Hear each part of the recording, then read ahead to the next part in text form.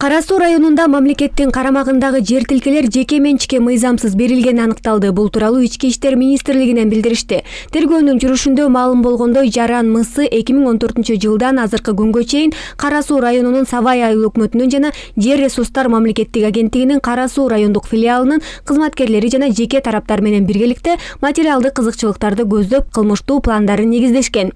Алынган маалымат боюнча жогоруда көрсөтүлгөн мамлекетке тиешелүү болгон жер тилкелерин жана социалдык мекемелерди мамлекеттин эсебине мыйзамсыз чыгарып, ири өлчөмдөгү зыян келтиришкен. Бул факты боюнча Кылмыш жаза кодексинин коррупция беренеси менен кылмыш иши козголгон. Жаран МСга айыбы сырттан угузулуп, камакка алуу түрүндөгү бөгөт коюу чарасы тандалып алынган. Азыркы учурда кылмыш иши боюнча тиешелүү ыкчам издөө жана тергөө амалдары жүргүзүлүп жатат. Анын жыйынтыгы менен бул кылмыш ишине катыштыгы бар тараптар аныктап, алардын аракеттерине укуктук баа берилет. Айыпталуучу МС Россиянын аймагынан кармалып, бүгүн Кыргызстанга алынып келинди.